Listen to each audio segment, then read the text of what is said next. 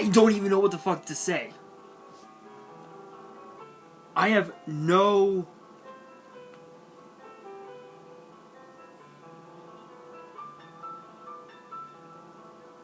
fucking clue.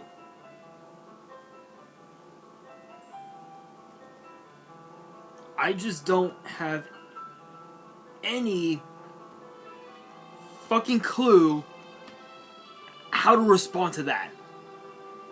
What's up, YouTube? It's your boy Nash here. Welcome back to the channel. I don't even know what the hell to... I don't even know. I just don't fucking know what we just witnessed.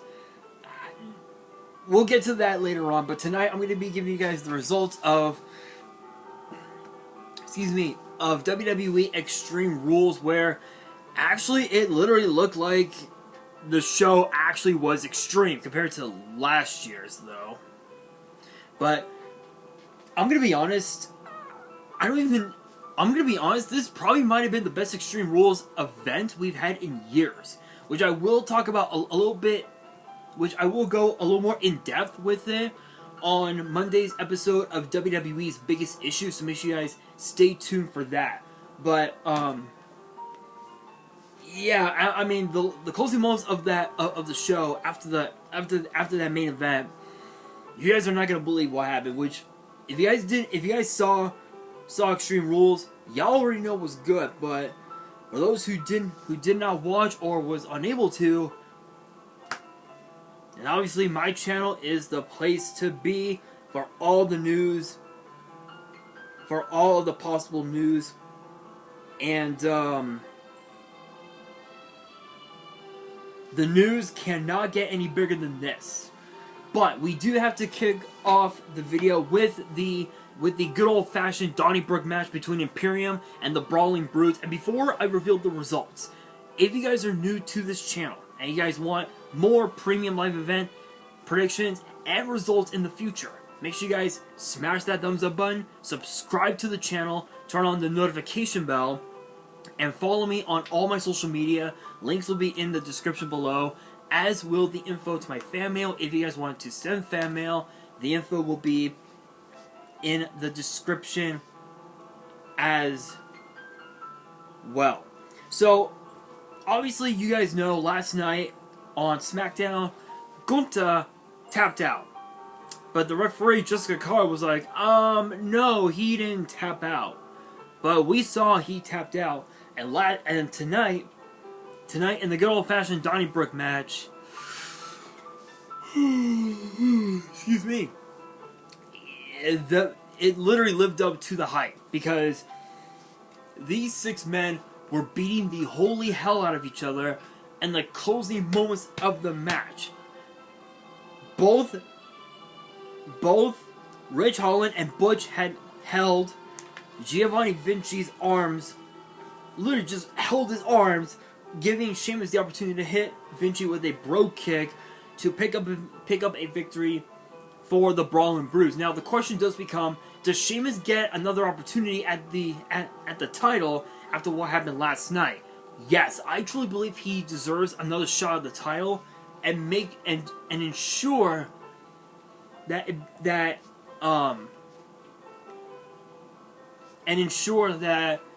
the match does end decisively, like, say, I don't know, maybe say a submission match?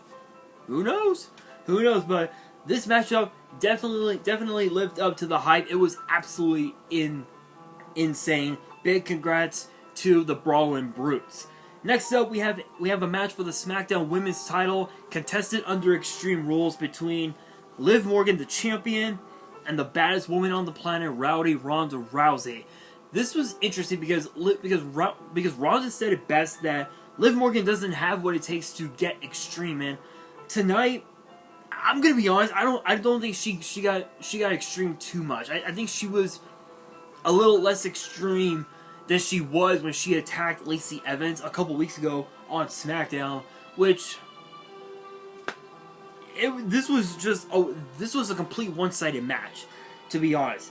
This match, I don't even know how to describe the closing moments of the match, because Ronda Rousey had applied what's called the bicep crusher onto Liv Morgan, which I will bring up here on my laptop.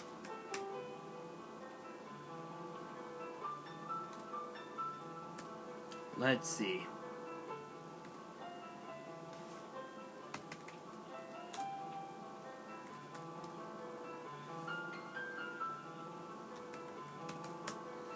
Bicep crusher submission.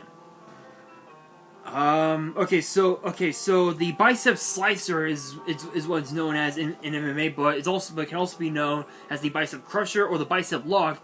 It says here that it's a compression lock used in MMA and submission fighting. This technique causes intense pain by pressing the bicep to the humerus, the bone connecting the shoulder to the elbow. It can also damage the tendons and ligaments of the elbow by causing the joint to separate. Yeah, Ronda Rousey used that on Liv Morgan, and Liv Morgan did not tap out. She passed out. Liv Morgan passed out to the bicep crusher, and Ronda Rousey walked out a 2-time SmackDown Women's Champion. Honestly, I don't even know how to describe it, because Liv Morgan was smiling when she passed out. She was smiling. And I'm like, what in the hell? It's like, what in the hell? Like, what the fuck? Why?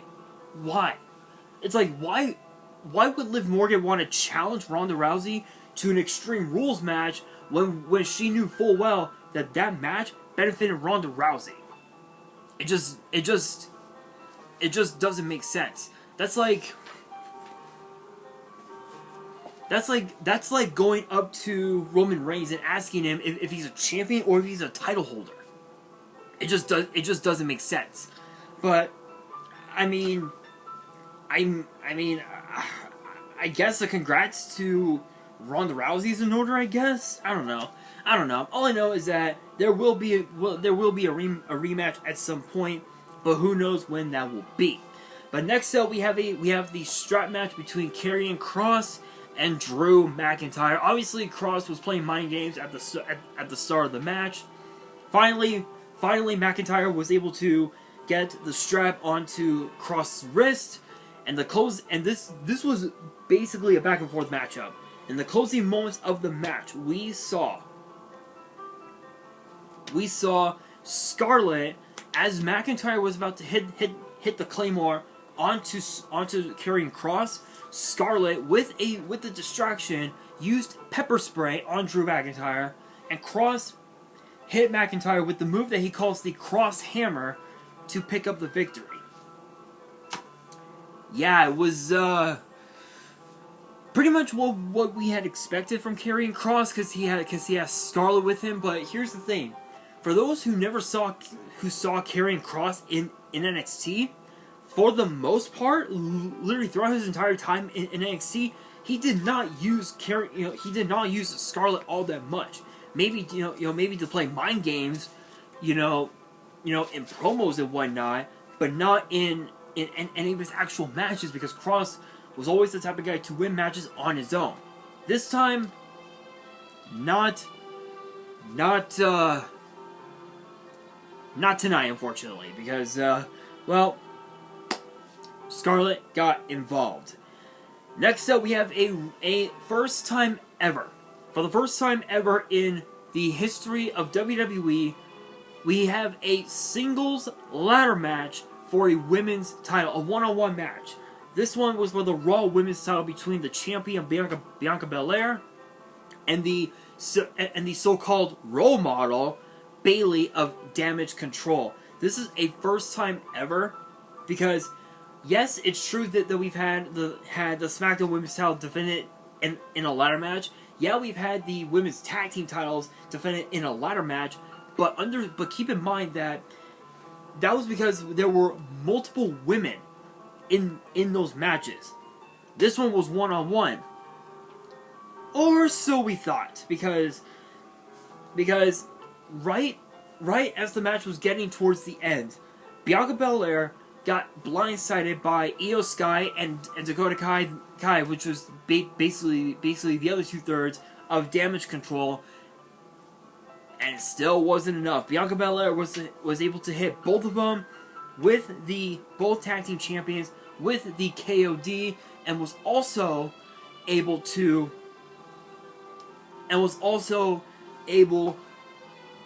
hit Bayley with the KOD on the ladder, Shades of Hell in a Cell, and she was able to climb the ladder and retain the Raw Women's title. Big congrats. She honestly earned that victory 100%, hands down. That right there is the reason why she is the EST of WWE. Honestly, who else but Bianca Belair, right? Who else? But next up, we have an I Quit match between the Rated R superstar Edge and Finn Balor. I'm not going to justify what happened during the match. I'm not even going to talk about it because I'll talk about it on Monday, but it's the last few minutes of the match that made all the difference. And I know that my brother is watching this right now, and he's probably going to text me saying, yeah, that was a dick move. This right here is the epitome of dick move. You want to talk about Dominic Mysterio hitting Edge with a low blow? You want to talk about Dom hitting his own father at Clash at the Castle? Yeah, that was a dick move, alright. But this right here is the epitome of a dick move. The last few minutes of the match, Edge got handcuffed because of Rhea Ripley. The rest of Judgment Day got involved. Rey Mysterio comes in, and as always gets jumped by his own son. And then we get to see the return of Beth Phoenix, who we had not seen since the Royal Rumble earlier this year when she teamed up with Edge to take on The Miz and Maurice. And Edge was uncuffed thanks to Beth Phoenix, and right when Edge was about to win it all, win the I Quit match, Rhea Ripley knocked out Beth Phoenix. But you guys are wondering, how? How? I'll show you. Because I actually have a pair with me.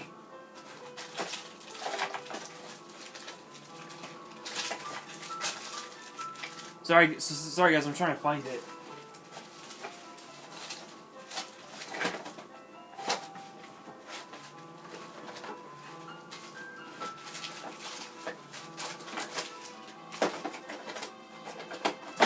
I found it.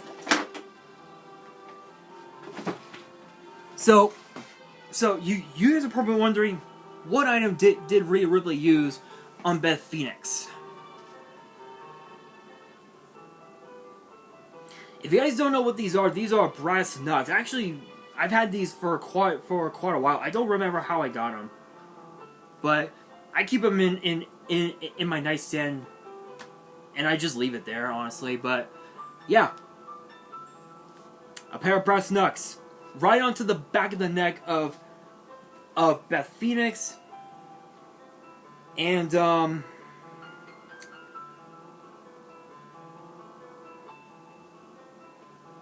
Finn Balor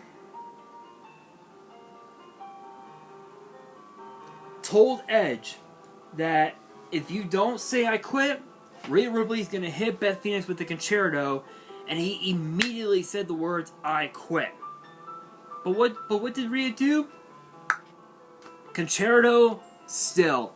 That right there was the epitome of a dick move. I don't even have the words to say it except oh yeah, War Games. War Games, anybody? Say aye. If you guys want War Games, post in the comments saying aye, because we know it's gonna happen. It's gonna fucking happen.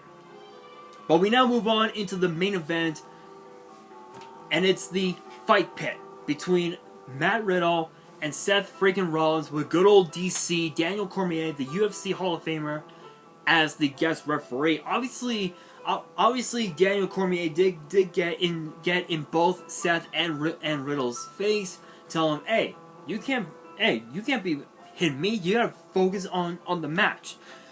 And this was a back and forth matchup. Literally, this was the reason why they called it the Fight Pit, because there's only one rule: tap out or knockout. Plain and simple. No pins, no count, no DQ. It's either tap out or knockout. Plain and simple. Plain and simple. And the closing moments of the match, we saw Seth Rollins try everything in his power to break out of the triangle countless times, but Matt Riddle, with all the strength he had left, made Seth Rollins tap out to the triangle in the Fight Pit. Now you guys are wondering, wait a minute, you were shocked earlier in the video. Why? Well, it's what happened after the match. And you guys are wondering what happened. Well, we saw a buzzard. We saw a pig. We saw a rabbit. We saw a woman in black clothing.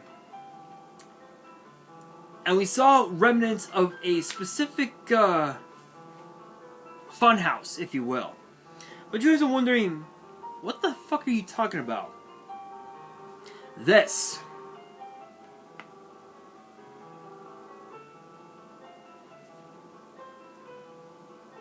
Yeah. After over a year, we see Bray Wyatt come back to WWE.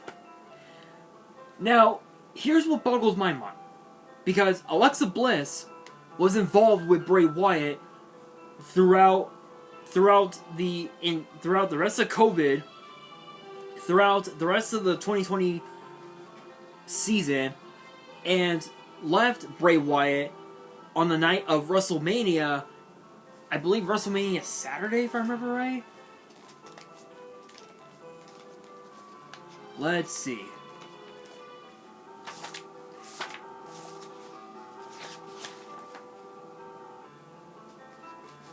Let's see. Looking back on my book. WrestleMania Sunday. WrestleMania Sunday. And, yeah. Bliss left Bray Wyatt. She went at it on her own again. And now that she's aligned herself with Bianca Belair and Asuka, and apparently Candice LeRae, the question is Alexa Bliss going to align herself with Bray Wyatt once again? We will be, honestly, not the best move. I think her time with Bray Wyatt probably might have been the worst, because she didn't win any championships. She won quite a few matches, but the problem was the fact that Bray Wyatt was holding her back. As far as her in-ring abilities, as far as her winning championships, Bray Wyatt was holding her back. So, who knows? Who knows? But that brings me to the question of the day, which is this. There are two parts to this question. The first part is, what were your thoughts on this card? Did you enjoy... Actually, let me rephrase. Did you enjoy Extreme Rules? And the second part to the question is, what are your thoughts on Bray Wyatt coming back to WWE? Let me know down in the comments below. And that will do it for today's video. Hopefully you guys enjoyed. If you did, make sure you guys smash that thumbs up button. And if you guys are new to the channel, you guys want more premium live event predictions and results in the future, make sure you guys subscribe to the channel, turn on the notification bell, and as always, follow me on my social media. Links will be in the description below, as will the info to my fan mail. It will also be in the description as well. And on that, this is your boy Nash, signing out.